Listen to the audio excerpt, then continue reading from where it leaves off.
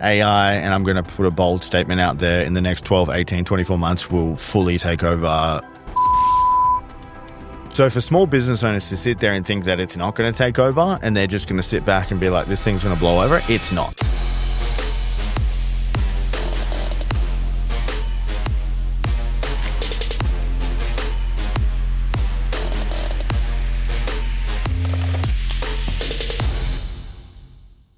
Welcome to the Success School podcast. We're on episode 85 today. Super excited to have you guys here. Today we're talking about AI and its impact on society in 2025. Steph, how are you feeling? I'm excited to talk about this topic because I have been divided up until now on the topic of AI. I've been scared, I've been excited, I've been divided. And so I'm excited to talk about it and that get this feels out. Rehearsed. Oh, well, Scared, excited, divided. Yeah.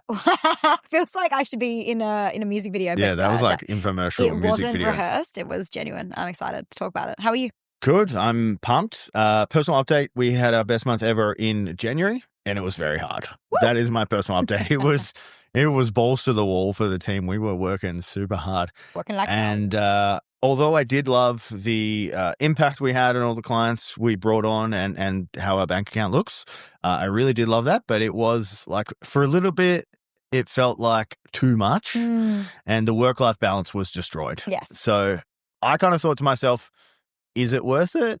Is fast growth worth it? Like we did speak about it on your last podcast episode about your own thing and explosive growth. But I was like, what if we do this every month? I'd be fucked. Yeah, like, totally. I wouldn't even enjoy my life. So January was epic, but let's tone it down a little bit. That's what I'm saying right now. Yeah. So I'm putting a cap on successful. Yeah. I actually had... We're not shutting it down. Don't worry. All good.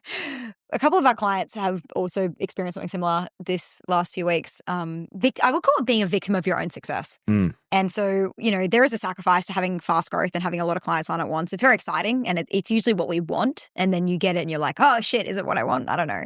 And so it's a really interesting thing that happens. But I always remind myself it's just a season. These are seasons.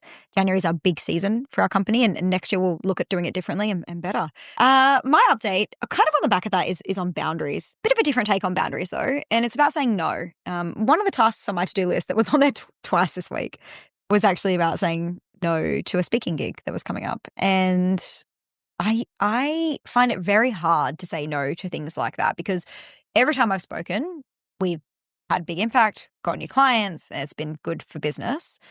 But I actually don't love doing it. I don't love the process of speaking. I don't love the process of, I really overthink. But you're so good at it. Thank you.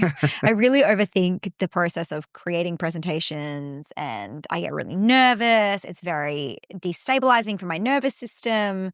I have huge adrenaline dumps afterwards. It's a big cost for me. It's a big outlay. I don't just go in and riff on stage. Like I put months of effort into something like that I would usually present on stage. And this person asked me to speak and it was a good opportunity. So I just put that in inverted commas. It was a good opportunity. I could tell it wasn't paid. I promised myself at the end of last year, no more unpaid speaking gigs. And then, of course, God lands you an unpaid speaking gig that looks like a good opportunity. We have had our biggest month ever. We are a little on the energetically tired, worn out side. There's this speaking opportunity that's come up. And I know what it's going to take for me. And I had to say no because I made myself a promise. And I think sometimes this is a lesson of anybody. And I think this year my whole thing is do what you say you're going to do. And I think I really developed that last year properly. I say I'm going to run 5Ks, I'm going to run 5Ks. If I say that I'm only going to take paid speaking gigs, I'm only going to take paid speaking gigs. And it felt hard to say no, but I'm really proud of myself for doing it. What if they offered you $1? Is that would, technically I think that it needs to be an equal amount for the amount of effort that I would put in. I don't know what that price point is. I don't think I could be a speaker that's like, oh, it's going to be $6,000 as a flat fee. I think it's so dependent on the situation and my energetic time and resources at the time of the request. But yeah, $1 would still be a no. Okay, cool. So if you guys know now, it needs to be more than $1. At least $2 to get Steph speaking for you guys. I'll do it for $1. So let me know where you guys want me to speak. I'm just kidding. You cheap whore. So today, guys, we're going to cover AI. So we've got 4 particular areas that we're covering. How AI is shaping the future of small business, the real ways that small business are saving on hours, practical AI tools that you can use today, and where AI is headed. So AI has been a bit of a foreign concept for Steph. She's been a little bit allergic to it. I have been. I'll give you guys a bit of a background and then we can dive into some questions. Perfect. So I don't know specifics, but on November 11th, 2023, AI was launched in terms of OpenAI. That was a joke. You missed it. Hi. I'm talking really specific here in terms of the dates. Steph didn't get it, but that's cool. We're going. You're so clever. AI was launched through OpenAI. So they started with their first models. They've been, inventing, and then all of the other companies. So we've got Google, Meta. Then we have the new Chinese company that I'll go into in a minute, DeepSeek. They've been inventing and they've basically been one-upping each other. The end goal is AGI, which is AI general intelligence, okay? Or artificial general intelligence. And that's basically, it'll have the same capabilities as your eye, okay? Mm-hmm. So it's basically a human that is in a computer and can do whatever for you. So that's the end goal. So they're building up these models to get to that level. And recently, a Chinese company called DeepSeek has come out and they have launched a model that is as good as OpenAI's best model, but they've done it for a fraction of the price. They say $6 million versus $600 on OpenAI. So it's super competitive in the market, which is great for us because it's driving the cost down. So the OpenAI are charging $200 a month. DeepSeek's doing the same thing for free, which is cool. And the language models and processing power is getting cheaper. Chips are getting cheaper, which is great for us, but it's kind of wiping out a lot of jobs, which we're speaking to now. And we're going to kind of go into that. That was kind of your fear, Steph. This was like, so, AI? Tim's like, yeah, so we're going to have this artificial general intelligence. It's going to be as good as you or I. And my immediate gut reaction is, what the fuck? That's terrifying. Yeah. Like, that's so scary. And so my fear is around, like this, and you said, like, they're trying to one up each other. We know that when humanity does this, we grow rapidly. Like in the space of, a couple of hundreds of years, we've gone from basically living in caves to living in skyscraper buildings and flying jets and all this stuff. And so we know that AI is going to get better fast because they're trying to one up each other so they can be the best, which is the coolest part of humanity and also the most destructive part of humanity. And I'm really excited to dive into this. So Tim, how has AI changed the way that businesses operate in the past 12 months? I think primarily it's been made popular through ChatGPT or language models. Essentially what that is they've uploaded the entire internet on these language models and they can recite information to you, which is incredible. It started with text and now it's gone to video and they can do a bunch of other stuff. But I think with small business, I think that the most powerful thing I've seen is essentially ChatGPT can come back to you and recite and write copy and create articles and do links and do social media captions and reply to emails and that type of stuff. I think that's like the mainstream uses of it at the moment. I think it's really exciting for small business, especially because, if we talk about the copywriting angle here, I know AI doesn't produce the best copy, but the copy is good if you know how to prompt engineer. I think a lot of people do struggle with copywriting because it is such a skill. So especially for our clients, what I've seen, the best use case, it has been copywriting, just in terms of getting some okay copy out there. Although you do see some shockers where they're using crazy words that you'd never use in real life and they don't know how to format it properly. And you've got the hyphens and you've got the dot points and it's very clearly AI. Yeah. I'll kind of ask you this before I get into my first question for you, but do you look at someone that uses AI clearly online when they use it in their captions or posts or emails? And do you think worse of them? Because this came up online. Yes, it's come up online recently. Look, I'd be lying if I see really bad AI. Yeah. Yeah, I think it's a little lazy. Yeah. I think that... What about just a hyphen? No, hyphens are fine. Like, if I could see someone's put a bit of effort in and so, like, we got an email from one of our business coaches yesterday that had obviously used AI. It wasn't obvious in the way that it was like, they used the wrong American spellings and, it was like really crap. It wasn't crap. It was just obviously AI. Bolded words and stuff like that makes it a little bit more, clear. And so, but I didn't think anything less of him. I thought, yeah, cool. He's being effective, as we all do, because it's not like I don't use it. Like we all use it. So I think it's a matter of taking the time to get to know it, taking the time to learn it a little bit so that it doesn't feel so repulsive if someone reads it. Yeah. Yeah, I agree. So Steph, what's a surprising way AI has helped your workflow? So like day to day for you, like how has it helped you? Yeah, one of my favorite things about AI is actually not so much the copy stuff. Like mostly you use it for that, I think, for our company. It does help with the copy sometimes. The things that I love so much about AI, the thing I use it for so much is like Sales, honestly, so much sales stuff. One of our clients came on a call the other day and she was like, I'm having these free 15-minute calls with people and I just keep giving away all my free stuff. And I was like, cool, like, would you have a call script? She was like, no. And so I went in, like, we have a really optimized AI. It's really good. And so I went in and I typed out, like, she's this type of person. She does this kind of work. She does this, this, and this, blah, blah, blah, blah, blah. Write me a 15-minute script. And it came out like almost perfect. Like, so now she has a phone script that she can use so that she gets everything she needs and sells them on to the next thing. And it's instant. Before AI, we would have written the world's worst script, not for her, but for our own business, used it, repulsed people. It would have sucked. It would have not worked. We would have had to refine and refine and refine and try different things or pay someone to teach us how to do it. Now, in 30 seconds, I have an entire script that's great for somebody to use that we can, help our clients use, or we can use for ourselves, for our own business. The sales stuff for me has been really awesome, like sales pages, sales processes, even putting in transcripts from certain parts of sales calls and getting feedback on them. Like, that stuff has been phenomenal for me. I think it's the best.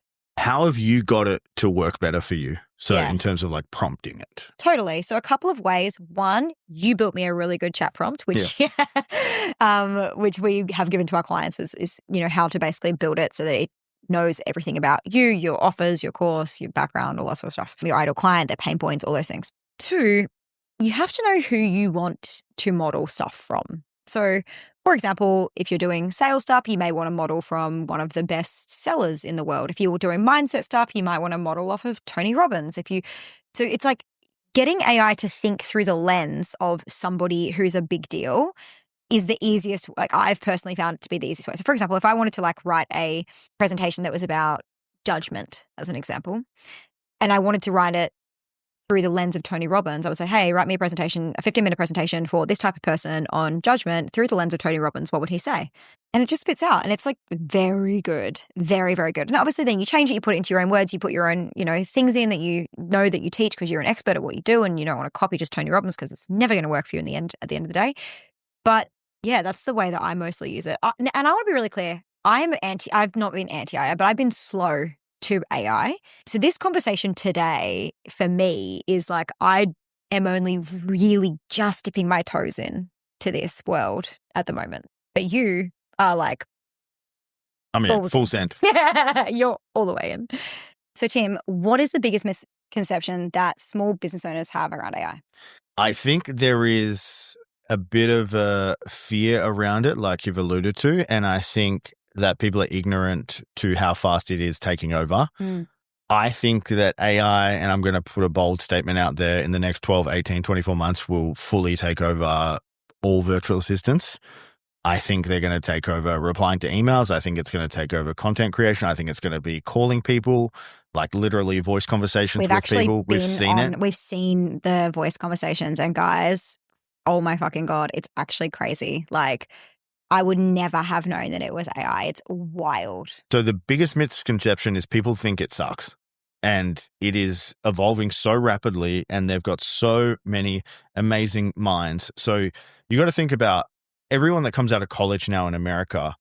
They don't want to work in engineering or medicine or whatever. They want to work in AI. So they're getting the smartest people in the world are all going to these companies and making these models better and better and better. Getting paid a fortune. Getting paid so much money because it's the next gold rush.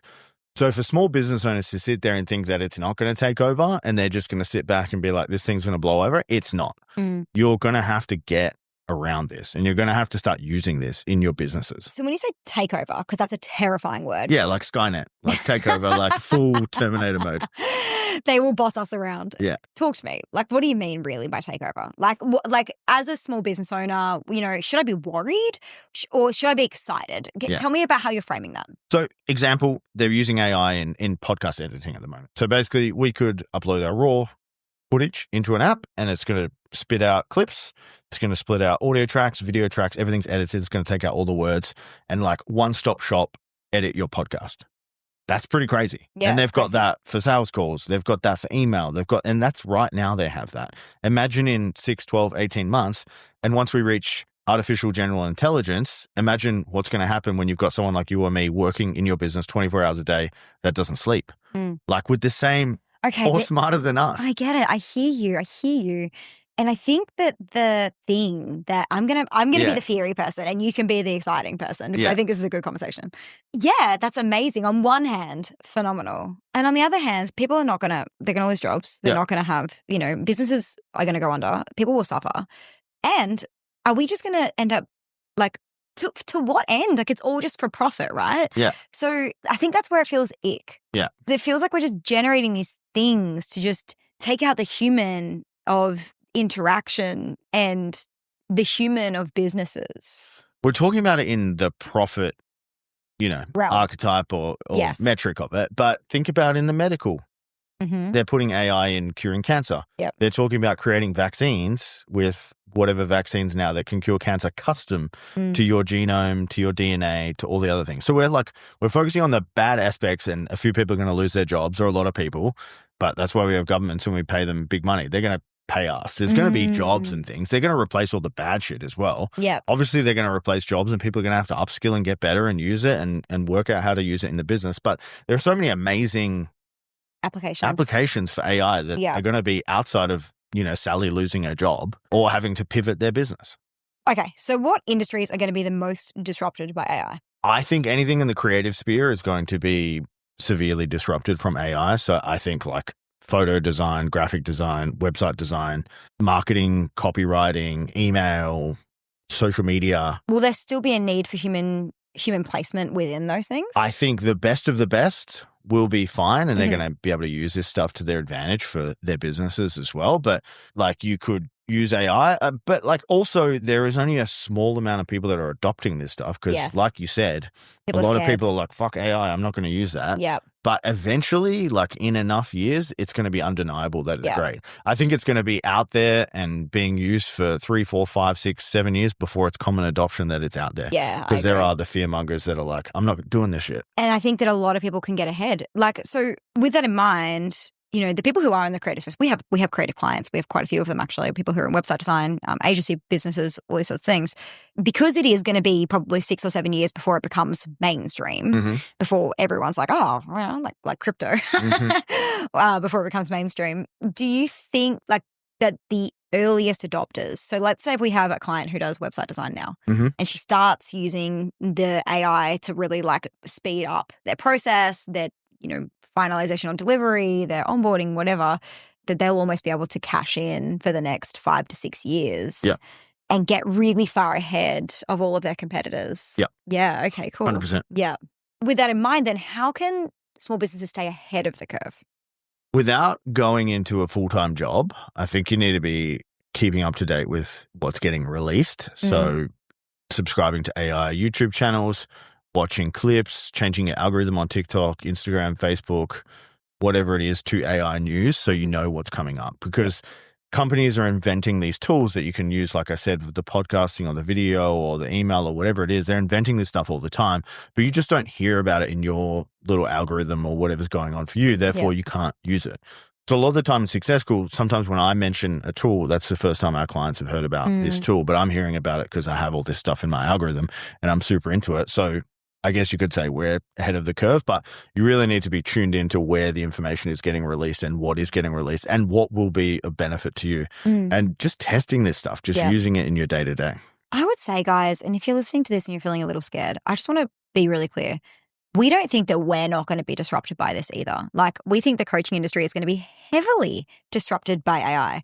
And so it's not that we're immune to this. Like, we put ourselves in the same ranks as pretty much everybody else, the website designers, the agencies, the VAs, the, whatever. Like, we are in the same boat.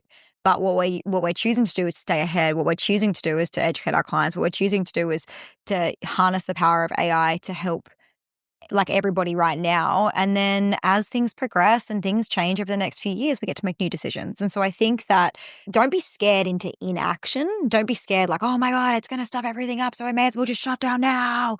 Like, don't sit in that place. I think it's really important for you to be thinking about this like, okay, I'm just going to start step by step, which is my next question to you. I'm just going to start step by step. And as I start to use it, if it helps, then yay. And if it doesn't help, and I think it will help once you know how to use it, then I can start integrating these little bits and pieces and you don't have to think about 5 years out and is the world going to end with AI? How can a small business owner get started? Like, what's the first step? I think just going on YouTube and watching videos, just getting a good understanding of how it works. It's not like, obviously I don't know the science of AI. I'm not in the back writing the code and the tech and all these types of things, but I watch YouTube videos. I know how to use Claude, DeepSeek, all the different apps. I think just working out what your use case is for your business. So if you want to write a email newsletter, start working on that and seeing how you can use it, optimize it, make it better, make it good, make it not look like AI, make it essentially great, and start watching videos and committing 20 minutes a day, 10 minutes a day, 5 minutes a day to it, because it is here to stay. It isn't going anywhere. So I just think watching YouTube, changing your algorithm, getting ahead, because I feel like this thing is the next gold rush. I think it is the big money maker. I think you guys are going to kill if you really harness this. And I don't mean just using bad ChatGPT here, guys. I mean like investing in it. Start with ChatGPT, but then start looking at tools like, what can I use for my videos? What can I use to top up my podcast and get heaps of clips out of it? What can I use to DM set for me? Can I get AI to build a voice bot? Can I get it to build a text bot? Like, what are the actual functional capacities of AI, and how can I use it in my business? Because all of your businesses have different use cases. You just need to start. And I think that's the main thing here, is you have to start. I'm excited to dive into next week's episode, because next week's episode, we're going to talk about personal brand and the rise of the personal brand. And I think that, you know, in this episode, we talked about AI and what it's going to do. And I think it's going to change the way that businesses operate. And I think that in order to stay relevant as a human being, it's going to be more important than ever to dive into some personal brand stuff. So next week's episode is going to be really fun as well. We're super excited to talk about that. Awesome. If you guys got something from this episode and you enjoyed it, please let us know. Hit that subscribe button as well. We have thoroughly enjoyed having you guys here today. Thanks so much, guys. We'll see you next week.